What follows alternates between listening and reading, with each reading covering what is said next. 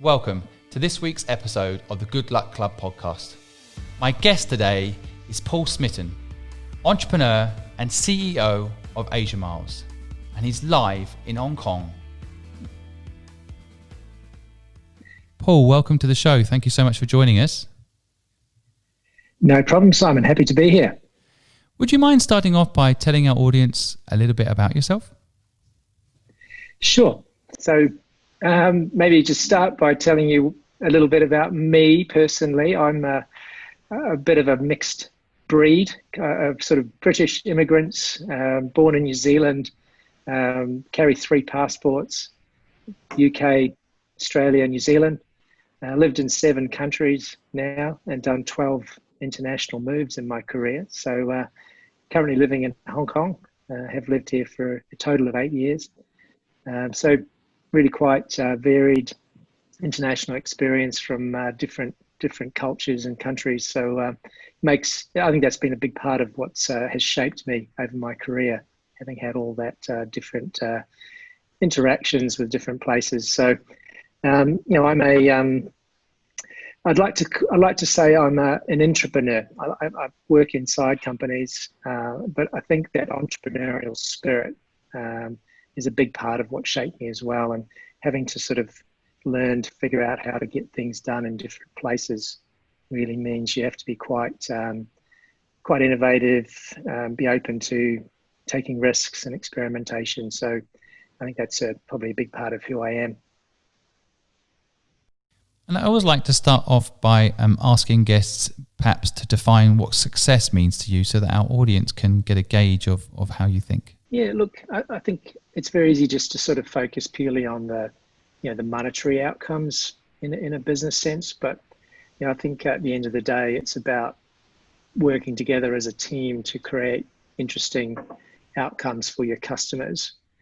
So for me, if you do a good job, have fun with your colleagues, really try to do innovative things that are going to be valued by your customers, you'll then make money, right? That's sort of how it works. And I spent a few years working for Virgin, and I think that was quite formative.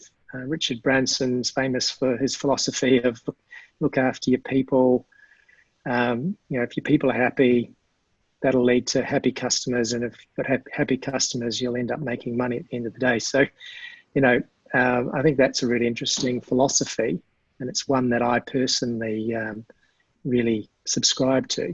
And so when I'm with my teams at work, it's all about supporting each other, having some fun, creating good outcomes, and that's the financial success will come from that. So I think that's a good way of thinking about it. Start with your people, do good work. Customers will like that.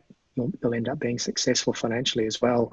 Don't sort of start with the money. When you were younger and started out, I mean, of course, today you're a successful CEO of a successful business, and as you say, you're an entrepreneur inside that business, innovating and so on. But when you were younger, how did you think? How did you develop this philosophy? Of course, working at Virgin sounds like it had an impact on you, but what were you like when you were younger?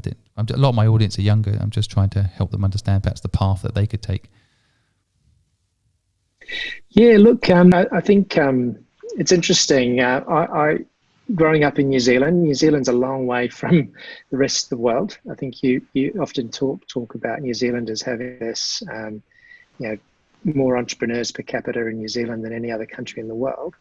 And I think that's partly the sort of necessity is the mother of all invention. When you're so far away from markets, you sort of have to think differently.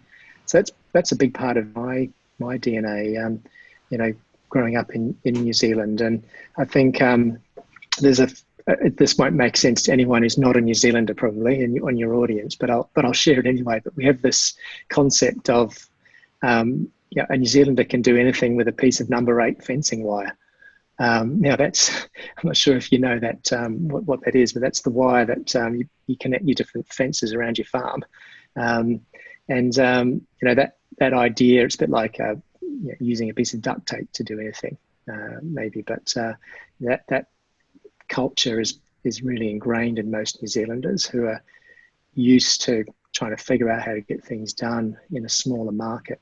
I think it's played quite well, not just for me, but for other New Zealanders on the international stage, when you have to be quite innovative to figure out how to get things done in different environments. So that would be, I think, how I would describe it. From my perspective, it's sort of really in my DNA from an early age. I was always looking for opportunities to try different things, open to new ideas. So, leaving New Zealand in my early 20s, a lot of that was to do with getting out, taking opportunities. So I moved to the US first, moved off to the UK, then other markets around the world. A lot of that was sort of opportunities that sort of just seemed to come my way. And I think being open to those things, then you sort of maybe see more opportunities. So you've got to be, so I think luck is a big part of that. But you've got to have a mindset that's open to trying different things in the first place. I think if you're closed, that's probably how you sort of miss opportunities. You've got to be open to it first. That's what I'd say to young people is be quite open about seizing those opportunities, and you generally find that good outcomes will come as a result of being open to ideas and opportunities. So that's probably the big thing I would say. And I think at a young age too, don't think too much about the long term too early. I think there's a danger that you coming out of university, you feel like you've been in the school system forever and you want to just get on and start being successful. But actually, if I look back, I had a lot more time than I probably realized. So I think I took those opportunities and it ended up pretty good. So I would say that to young folks. Do you think your education played a part? I know New Zealand, again, for my listeners that don't know New Zealand, I know it quite well.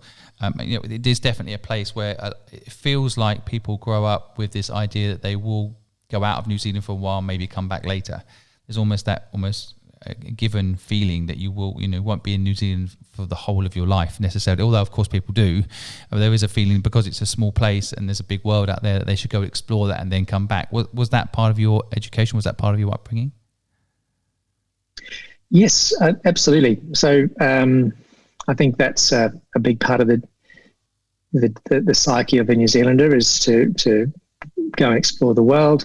There's a concept of, it's called the OE, the overseas experience. So everyone sort of thinks about doing their OE, and some come back, some don't.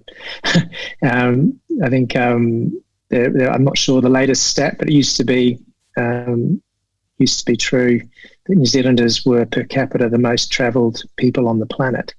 I'm pretty sure that's still true, but largely because you have to go a long way to get anywhere. I guess that sort of is part of the problem. But generally speaking, you'll see New Zealanders for a population of only 4 million, popping up all around the world. It's quite interesting. So yeah, it's definitely part of it. And a lot end up coming back. A lot don't. A lot stay in different parts of the world. I actually think I think going out and seeing the world is definitely going to give you leverage when it comes to being successful in life, because in part you get to understand culture and what is success for you when you're in your hometown, for example, having that experience, and then you get out and then the real world, your success definitions can change, right? Because you see how other people live, what other people's focus is, their problems, for example, which can make you feel more grateful for what you've got back home, right? I mean, did you when you jumped into your first job? But first job was with Air New Zealand, right? Did you take that job on because it was an opportunity to travel, or were you determined to travel anyway, and it just happened to be a company you wanted to work for? A bit of both, really. I think, in New Zealand, Air New Zealand is probably seen as one of the top half dozen organisations to work for. Very highly regarded on the international stage as well, for an airline that's a long way from the rest of the world. It's done a lot of innovative things. So I think it's a brand that is aspirational to work for, first and foremost. But absolutely, that opportunity to go into an environment that would get you traveling was pretty compelling as well. So, and they moved me first to Los Angeles, and then they moved me to the UK. So I had 2 international opportunities, which were really thanks to them. Also, if I think about Air New Zealand too, that they were the company that gave me the opportunity to really launch what has become my whole career. So, I was given a job very early on to launch their first loyalty program. So I was 21, just out of university, and then suddenly given this job to create their first loyalty scheme, build that from scratch and launch it and operate it. And so pretty remarkable if I think about that now when I tell people how young I was when I was given that role. It's quite crazy, but I think that's not uncommon in New Zealand for people to get those sort of opportunities. And so, it was really, really good. And I've always been open to taking on these sorts of challenges. I like it when people say to you, hey, what do you think? Are you up for this? I'm generally going to be saying yes if I think it's an interesting opportunity to do. So Air New Zealand was pivotal, got me going, got me overseas, led to the various opportunities that followed.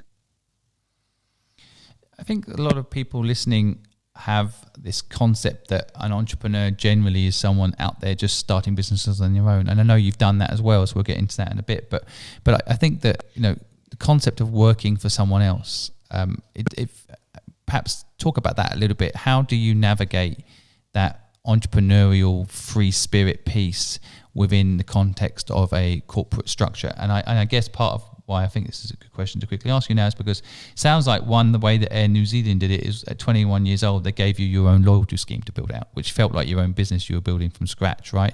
So they gave you that chance young, but a lot of people don't get that in business. Is that how you managed to contain your entrepreneurial wish maybe to go out there into the world and work instead inside corporations and be an entrepreneur?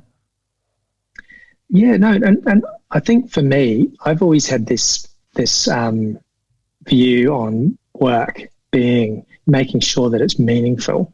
And so when I'm in a company, I want to make sure that what we're doing is still the right thing, so that we're not just doing a job because it's there. We're doing a job because it's about creating something. And I think about my upbringing and what my parents taught me as a child. They used to talk to me about adding value, making sure that you're contributing. And coming into a business environment, my dad used to say to me things like, so did you earn your salary today? Did you deliver more than you cost the company, sort of thing? And I think that sort of philosophy is quite entrepreneurial as well, because it's thinking, how do I make sure that what we're doing is making the place better? And it's almost like thinking as though it's your own money. And whether I'm doing my own entrepreneurial effort for myself or working in the company, I'm always trying to think, how do I make sure that it's value adding, not taking value away? So I think some people inside companies sort of lose sight of the value that they bring, and that's where companies can go wrong. And I think innovative companies have that entrepreneurial spirit. They think about, how do we do a better job? How do we add value? And that's should be in any company, whether it's your own money or somebody else's. You should be thinking that way. Is a big part of my DNA, and having that sort of, as I say, entrepreneurial or innovative spirit within an organization, whether it's yours or someone else's. I think that's a very interesting point, bringing value. I know for a lot of people that are salary based, sometimes it is about what they can get from the company. I think the bit I find really interesting what you're saying there, what I want people to pick up on, is that there is some element of probably you've been successful because you're also thinking about, are you worth that? Are you bringing that value to the table? And that's how entrepreneurs think. I mean, ultimately, when I work on something, I want to work on something I feel that's building value, and I don't take any salary at the beginning because I haven't built any value yet in the business, often when I'm starting a company, right? So there's that similar mindset. Yes, you might get a salary from day one, but you want to bring value. And I think that's something people could pick up on as a really useful insight there, that if you want to do well as an entrepreneur, or, you know, as an entrepreneur, if you want to think that way, thinking about how you can bring value, and how and I love the point you're making about your father asking you, have you earned your salary today? And you can say, oh, I turned up, right? Well, yeah, I turned up. In some people's case, for some jobs, that's it. They just need to turn up and they will get paid at the end of the month, whether or not the business does well. But you've done exceedingly well, I think, because of this approach. Were your parents entrepreneurs? No, but my father, who was... he and his mother left Scotland at a very young age. He was 17, and then they just literally sold everything and left on a ship to New Zealand.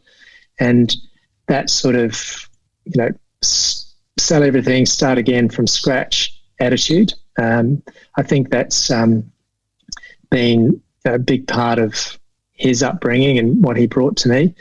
He's since gone on to be entrepreneurial in his sort of later years. So he set up his own business after he retired from the corporate world. And so he's doing that now, and always looking for how to invest, what are the things he can do differently. So he's got a few investment things that he's playing with as well. So he's an entrepreneur now, very much. And I think his, that whole leaving one country and moving to another at a very young age was quite a pivotal part of his upbringing too. I always like to ask this question of my guests.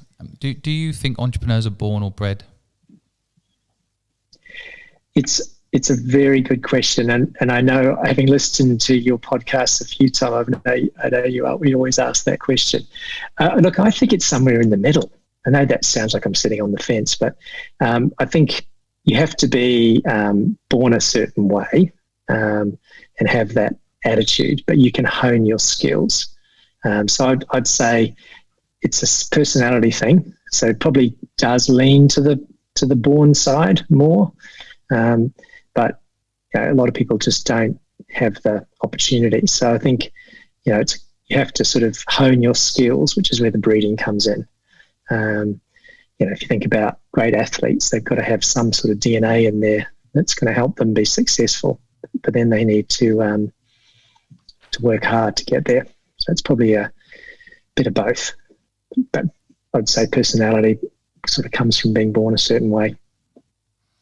I think for the listeners to grasp, I mean, the loyalty program systems and businesses that you've built have actually become world leaders in the loyalty scheme space. But maybe you could tell the audience a little bit about your external entrepreneurial experience as well as your internal. What experience have you had building businesses outside of core businesses like Air New Zealand?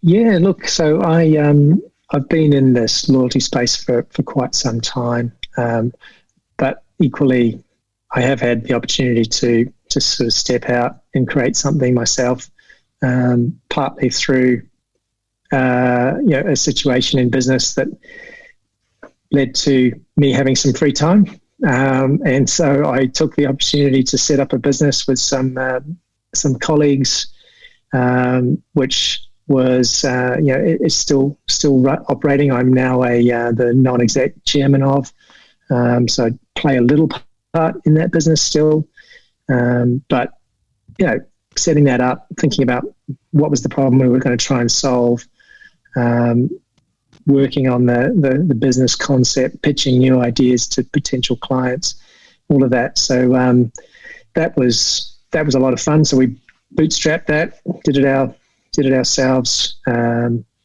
it's got to the point now where it's starting to build some momentum about 4 years after launch. So look, I've had experience, and it's hard, right? It's really hard when you're trying to do it all yourself. Also, the business problem that we saw, and then the opportunity that we were trying to insert ourselves in, wasn't an easy one to do so, right? And we also came in at a time when the business world is going through some challenges, and that makes it hard. Right? So I think, even though you've got a cracking idea, you've got some really smart people that you're working with, actually getting that momentum, getting going is really, really difficult. I never forget when I was at my university course, one of the papers I did was in my final year of university was called Entrepreneurship. And so I never forget this concept of 75% of companies don't survive the first 5 years of startup. They never get through that valley of death, the negative cash flow before they start getting positive cash flows. So having been through that myself, I know it's hard. And I think reinforces my belief in working hard inside a company to make sure I'm constantly delivering value, because an owner's given me the responsibility to drive value for them. And so I need to respect that and try and work as hard every day to ensure that we're moving forward. I think it's actually one of the reasons I sometimes have an issue with business schools. It's funny how they do teach you these things. 75% of companies don't survive. I mean, in some respects, I didn't know that stuff when I started out. If I had, I probably wouldn't have started. And paralyzing. So some part. But what I think the element that you're talking about there that is the benefit of any failure is the learnings that you can have. I mean, as a person now, if I went. First of all, I don't think your company would give me a job, but if they did, the learnings I've had from all the failures that I've had would make me a better manager, would make me a better leader, And so sometimes failing, I love hiring people that have actually failed doing a startup. And I look forward to the time they go again. And in the meantime, maybe they come and work with me, but their lessons of failure often are lessons that the business that they're working for can leverage, right? So that's why it's good. Like you say, a bit of downtime, you go start something, succeed or fail, it doesn't really matter. It's just understanding, first of all, how hard it is to build something. And then, of course, as you come back into the fold of working within a corporate environment, you also appreciate that business that you're working for, because you know how hard it is. To build up a business that you're the CEO of today is hard.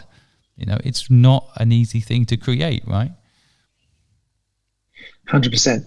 I love the Israeli government. I think, I don't know how much you know about what they do, but they support a lot of startup businesses in their country. And one of the things that they do is, say to entrepreneurs, go out there, kick goals, work hard, try, experiment. And if you fail, we've got you back, sort of thing. And failure is part of the learning process in their culture. And if you look at the amount of startups that come out of Israel and then do great work on the global stage, I think knowing that there is a bit of a safety net is a really powerful thing. Sorry, I just had a whole lot of background noise. Did that just interrupt? Doesn't matter. It's okay. I think my listeners are used to real life happening in the background these days, considering that we're all in lockdown at some point. So don't worry, people will forgive us. Yeah, I think it's interesting. I mean, do you? I mean, the fail, we have your back point. For the listeners that don't know, I mean, I also know quite a lot about the Israeli startup scene. It is fascinating how they're pioneering an innovation side of their ecosystem. But do you take that mantra when inside your own company? I mean, how do you allow failure to happen when you're a big company and you're the CEO of that company? It's not like you can really let too much failure happen, right? So how do you innovate within a corporate environment? Yeah, look, we try to think like a startup. We really do. I mean, it sounds really cliched. I know. So even me saying the words, I feel a bit embarrassed, but we really do try to think that way. We talk about when we launch a new product or initiative, how do we launch something that is, a product that we're happy with, but isn't necessarily the perfect finished article just yet. And then iterate, and if it's rubbish, close it down. So I think too many organizations have this culture of trying to get things perfect from day one, which takes time and money. How do you think much more like a startup and launch first and iterate? And so it's very much our mantra.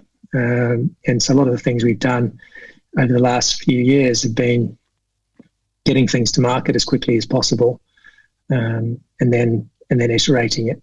So it's that agile culture. I think that's something that you can learn from startup environment.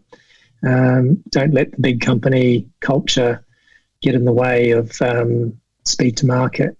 That's important. And obviously, we're a loyalty business, but my parent company is an airline, and there's certain things in an airline where you need to be slow because you've got to make sure you're safe. But in a digital data business that I'm running, we don't have those same requirements. So we've got to be make sure that the risk isn't just at the same level as it would be for keeping an airplane in the sky. It needs to be balanced and proportionate to the business that you're in. So that's something that I think is important as well. So we are very much like that. I like to keep pushing the teams to be as fast as they possibly can, to make their own decisions. Don't be slow. Don't make all decisions come up to me. I'd like to try and give the team autonomy to make their own decisions so we can move quickly.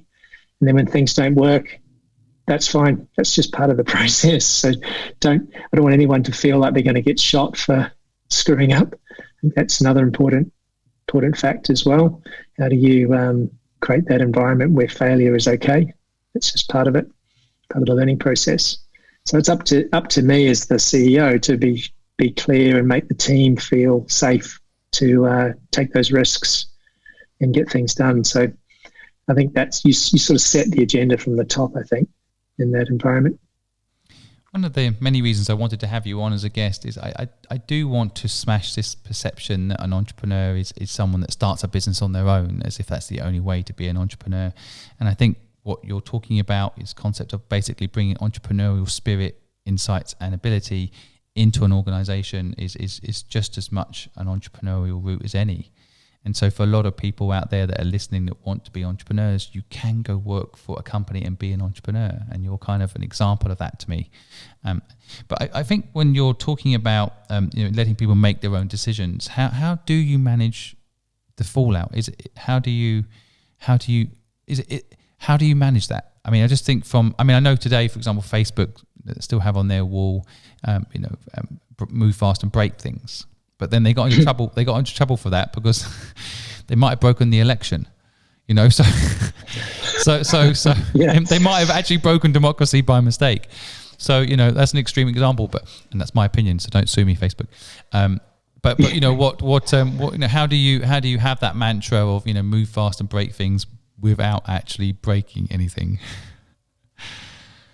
Oh, I think you're going to get told off by your customers in a way, right? They're going to leave you if you're slow moving and not innovative, and if you don't show that you're listening, you're really going to fail. So it's kind of you're stuck between the devil and the deep blue sea on this one. But if I tend to err on the side of trying things, pushing boundaries. But then learning fast, listening, and course correcting as you go, right? So I think you tend to get a lot of forgiveness from customers if you're you are listening and you're genuinely trying to improve the customer proposition for them. So I think that's fine if you got that culture. For us, it's a huge part of what we do. We have a 5,000 customer panel. And so we go to that group, we test ideas with them, we bring them into our office, we try to think about how do we design our products and our customer service so that it's always getting better and that the customer sees that improvement all the time. I think that's how you kind of win their trust. And then it gives you some permission to have some failures along the way, right? Because you are trying to do a good job for them. And you really have to earn that trust. I like talking about earning the trust of customers. I think that's a really important attribute of success. Whether that's earning the trust of your staff or your customers, it's the same real thing. And you don't build it. You have to earn it every single day. And if you do a good job, then they'll accept failures every now and then because they realise that you're trying to do a good job. I saw a quote I really liked the other day about loyalty, and it was the whole statistically the most loyal customers have had a bad experience with you, and it's how you dealt with that problem that actually made them loyal, as opposed to, like, you know, that if they've never had a problem with you, they're not as loyal as the ones that have and you fixed it, which I think is really fascinating. Because most people see loyalty as this kind of, I see the same way with marriage, you know, like I have plenty of arguments with my wife, and I always thank God, because that helps us resolve issues, right? So the people that never have arguments, in my view, are the ones that get divorced. You know, yeah, that's true. It's funny, that point about you know, failure and how you recover. I remember going years and years ago to a just making that comment reminded me, but it was an Amazon executive talking many years ago, probably 5, 6, 7 years ago more, talking about this concept of planned outages. So they didn't actually do it, but they did. You know what? If we actually plan to have an outage, and then we're all ready to go, ready to recover fast, we're going to win the loyalty of our people more than if things are fine. So, but interesting concept. I think, though, there's difference between technical failure and customer failure. So if you're, there's a lot of research around people are more likely to forgive a technical failure than they are a customer service failure. And so think about your own experiences going to a restaurant. If the coffee wasn't right, but the customer service was amazing and they recovered fast, you'll go back and give them another crack at serving you a good coffee. But if the coffee was amazing but the staff were rude and surly, you're probably not going to forgive that. So loyalty does come from good customer service, and then they'll probably forgive the occasional technical failure. And if you do a really good job in the recovery with service, then you will win their loyalty. So loyalty is about two things. It's about both behavioral loyalty and ideally emotional loyalty, right? Where you make people want to come back and spend their money with you. It's not just behaviorally loyal where they feel captive. There's no choice. So you need to deliver on both fronts. I guess we've got this far without talking about COVID too much, but how do you innovate in an era like now as a leader of a business that is involved with travel as well? I mean, how do you innovate right now? What's the guidelines for anyone out there struggling? Any thoughts?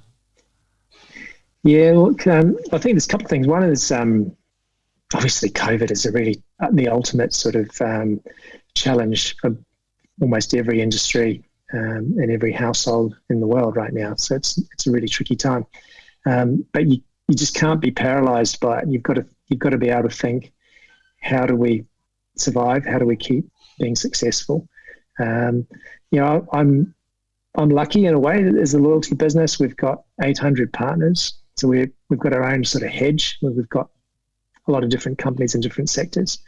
So that's pretty powerful. But we're also already very much a digital business. So everything that we do in terms of internally how we operate, it's digital, but also the apps and websites, et cetera, that customers interact with are all digital.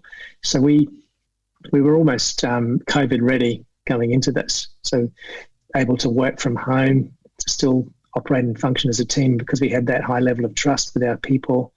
We were able to operate quite successfully with the teams. And then with our customers, having all those digital tools in place means that we were already quite well placed going into it. And I think ready to rebound. So all the projects and opportunities that I've had before, I'm still working full steam on right now. So nothing's really changed terribly much. It's interesting, I talked to a lot of other friends and companies, and if they weren't digital, if they didn't have the trust of their customers before, they're playing really big catch up now because they're having to try and get customer engagement. They're trying to have to build digital relationships, and it takes time to earn that trust, as I was saying before. So, I think that's something we were lucky in, that we already had that digital level of engagement and trust going into it. So should place us quite well for coming out at the other side. For people that don't know Asia Miles, of course, I lived in Asia, so you can't avoid what you do. I think everyone's a member that I know in Asia of your program. But how does it actually work? So you've got 800 partners, and these are people that you can redeem the miles that they have with, right? But maybe for my audience, just give them a grasp of what you're actually doing at Asia Miles. Sure. So look, it's 800 partners where you can accumulate miles for various things, and then you can use those miles for other things. So whether it be flights or when they're available, because there's not a lot of flights operating right now, but or for physical things or services. So you can redeem for, in our retail store as well. So it's essentially we're a broker between, a bunch of places where you can earn and a bunch of places where you can use those miles. And we're lucky in that we've got access to things like free holidays, which are pretty motivating for consumers. So a lot of the brands that choose to join the Asia Miles Coalition are trying to leverage that engagement that we already have. So if certain sectors, maybe they don't have quite the same level of engagement, without wanting to pick on different industries, but maybe some brands like insurance, for example, they don't have a lot of high engagement. So participating in Asia Miles gives them that opportunity to leverage the engagement that we have. And so that's pretty much how it works. I operate the currency, so I'm a bit like the governor of the Bank of England with controlling a currency. I have a points supply, which is like the money supply. Then I think about inflation in terms of how the currency is used. And if the members love the rewards that we provide, then they want to collect them, which then drives them towards the partners in the program to earn more. So it's pretty simple business model, really. But simple to you because you've built it, but for a lot of people, I think they're still probably listening, trying to get their head around it. How many members do you have?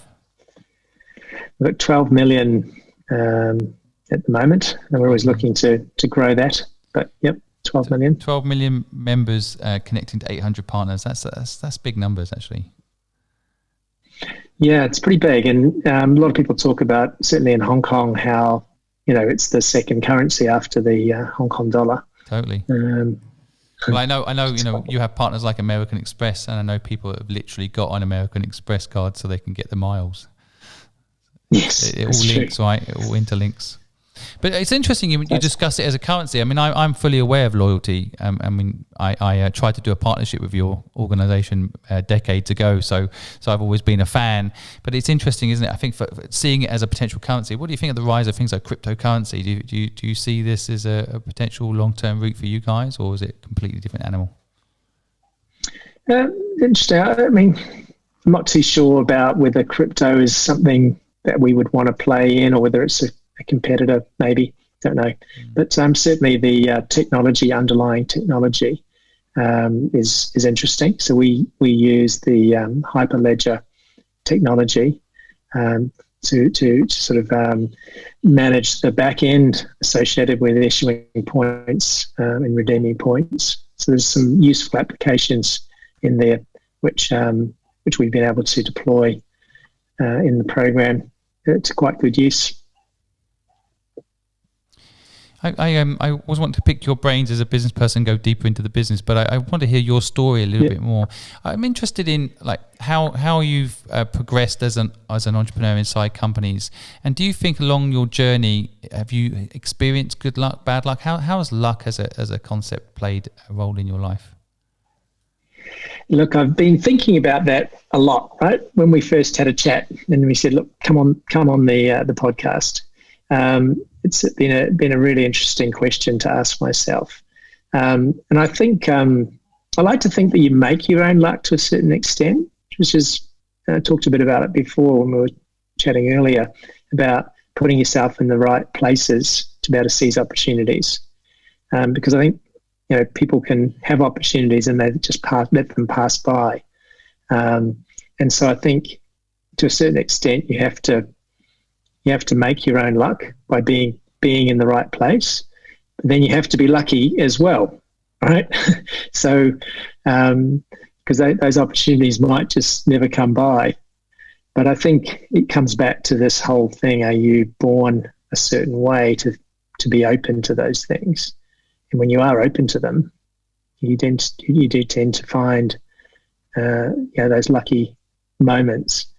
So if I think about my whole career, and just to sort of think about some examples. So the fact that I got asked as a 21-year-old by the chief commercial officer at the airline to come in and launch a loyalty program. If I hadn't have joined the company and been in that place, maybe then maybe I wouldn't have been given the opportunity. And if he didn't see me as someone that would be capable of doing it, I may not have had the opportunity come my way. But I was pretty lucky, really, to get that gig.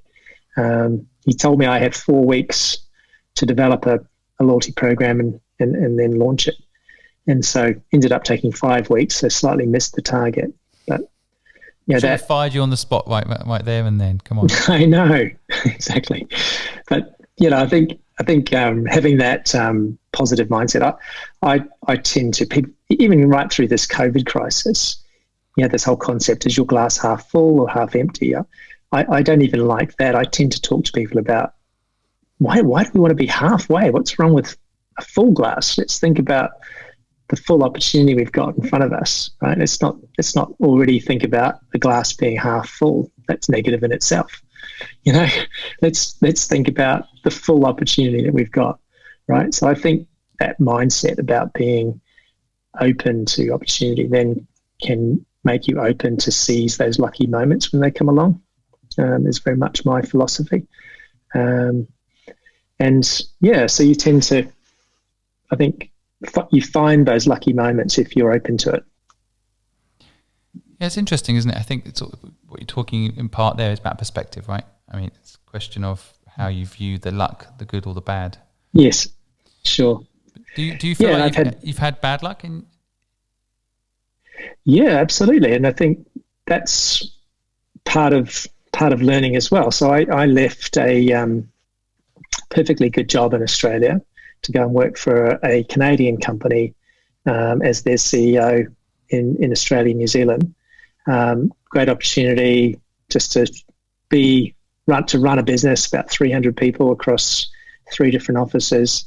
And then they had a existential crisis in their home market, and the business went from sort of a market cap dropped by 90% overnight, and so they just literally had to cut because they couldn't pay their bills.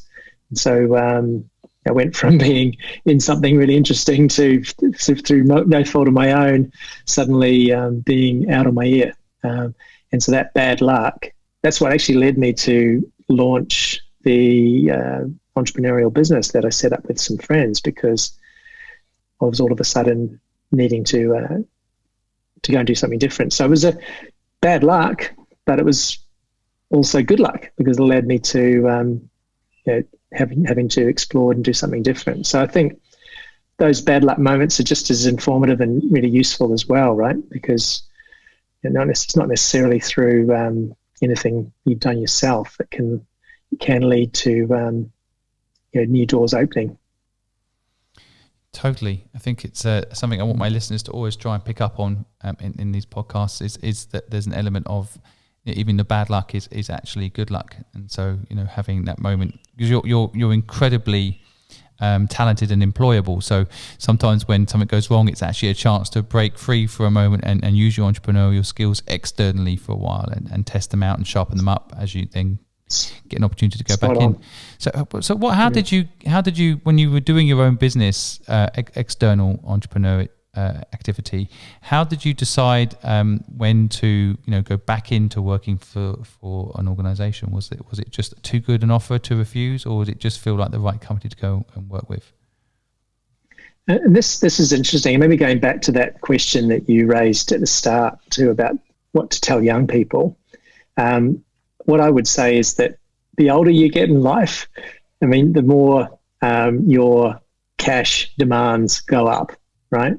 And when you've got a family, children involved, I think your risk appetite has to change a little bit just because you've you really have to think about, providing for your family. And I think when you're younger, you've got less of an issue, less to worry about, because you don't need to worry about making sure your children are still able to go to school and have food and do fun things.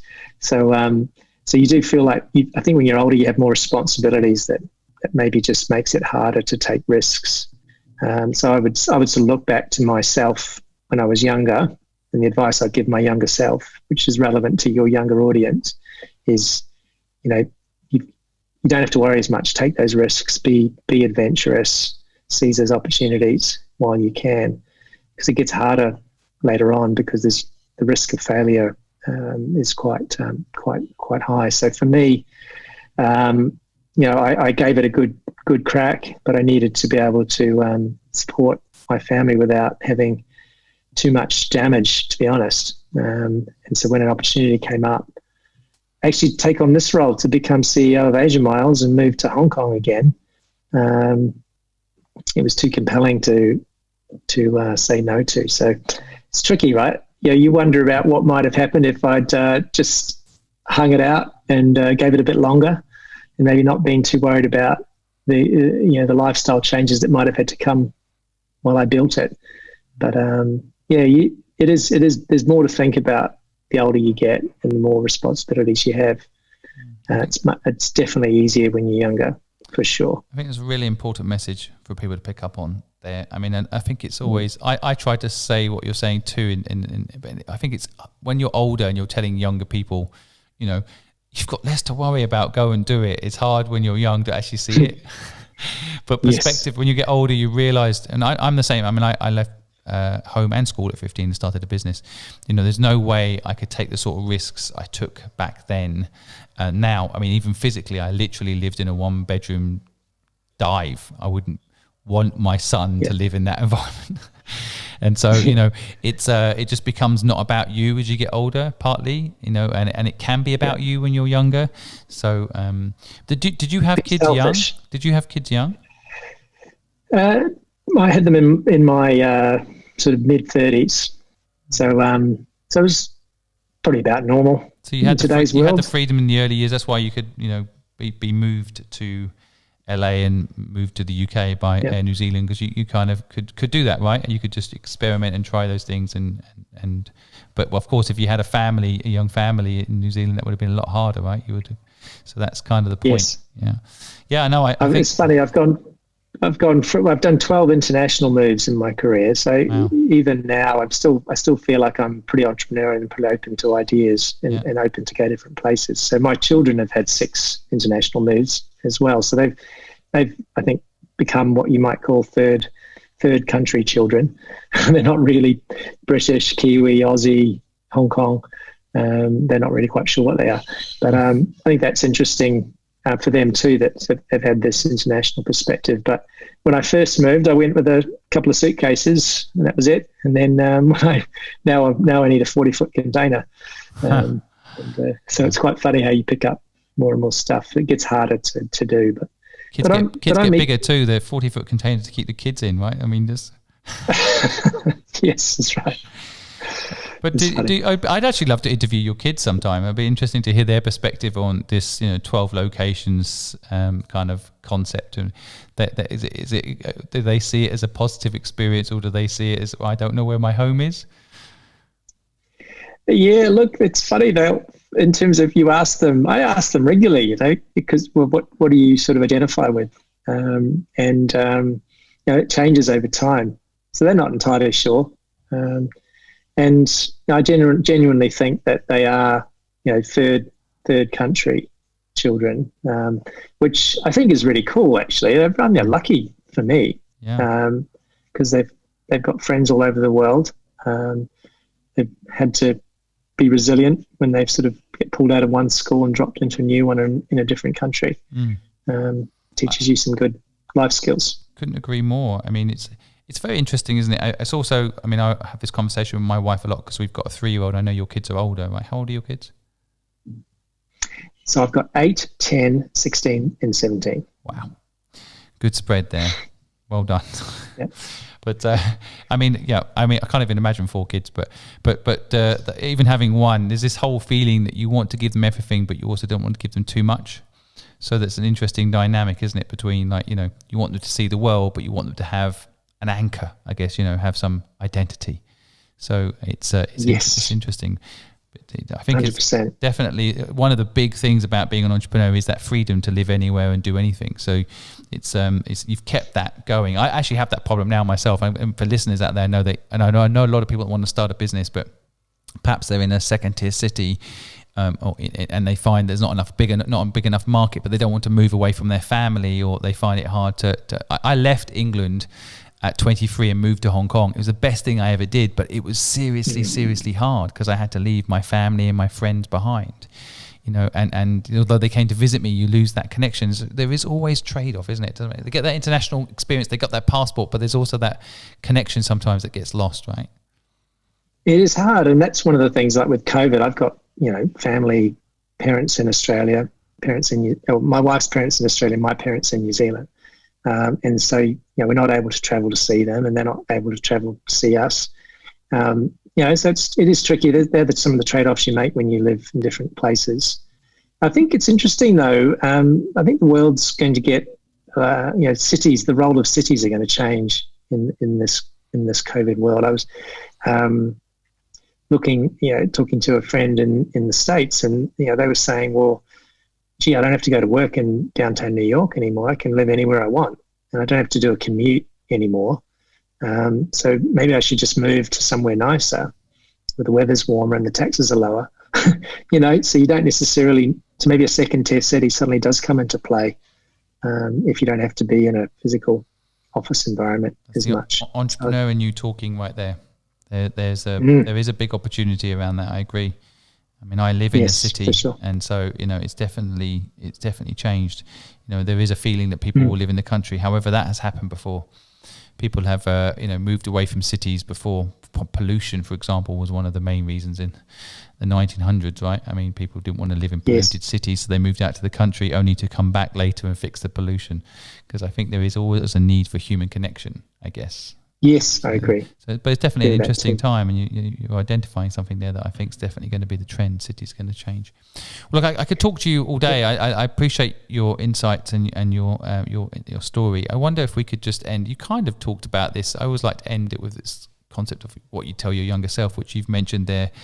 Worry less and just enjoy being young and take risk. But if you were looking at yourself, would you give any other advice? And also, just finally, if you were a book, what chapter are you on, and what's the title? Yeah, look, I think I covered that younger self thing. I 100% think that you need to take your time and explore and be more open to different experiences. Because I remember when I came out of university, I couldn't wait to get a job and just get working. I feel like the world was passing me by. I wanted to get stuck in, and I actually didn't do an OE like I talked about before. I just wanted to get working, and so my younger self, I'd just say slow down, be open to ideas, take those chances while you can. The interesting thing about being if I was a book. I really like the story of, not that I like their product, but Colonel Sanders, who started his business as a 70-something-year-old entrepreneur, right? KFC. And, he went from a complete career change to building one of the world's biggest fast food restaurants at a ripe old age, really. And I think I'm always open. I always think there's more to do. So keeping yourself young, open to ideas. So for me, if I was a book, I'm probably still in the early half of the book, because I think there's still more time to figure out what comes next. If you keep open to new trends, keep open following new music, keep yourself young, age is no barrier anymore. I think that's what I would say. Well, thank you so much for sharing your insights. I'm going to sum up some of the things that I've taken from today's podcast.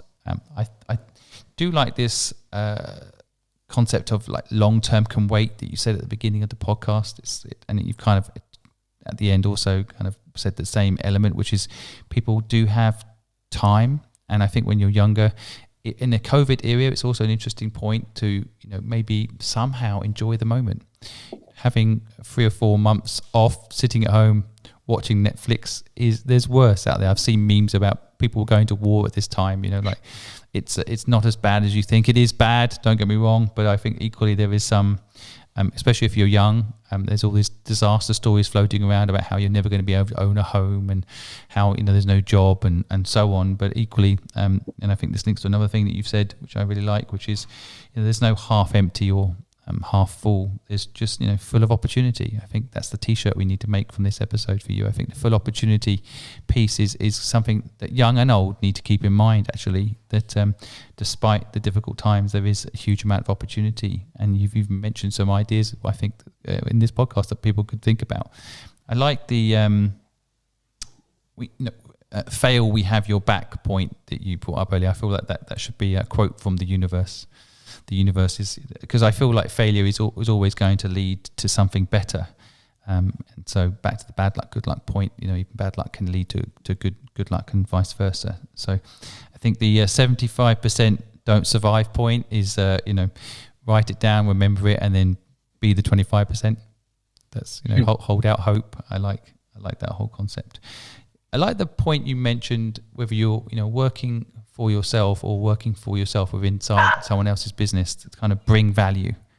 I think bring value really resonates with me, and I think it's something that I know if people think about how they can bring value, it will lead to success, and it will make them feel fulfilled, as opposed to what you can get out of something, but how can you bring value to it. So I've taken a lot from your insights today. I want to thank you for your time, Paul. I know you're a very busy man, so taking time out to talk to me and the audience is much appreciated. So thank you very much. No problem at all, Simon. Thank you for inviting me on the show. Thank you so much for listening to this week's episode of the Good Luck Club podcast. I hope you found the insight from Paul today useful. If you did, please feel free to give us a comment or a like. Equally, if there's anybody out there that might find the insights from our podcast today useful, please share it. We know you have thousands of podcasts you could be listening to, and you take the time to listen to us. We feel very lucky. Have a wonderful day.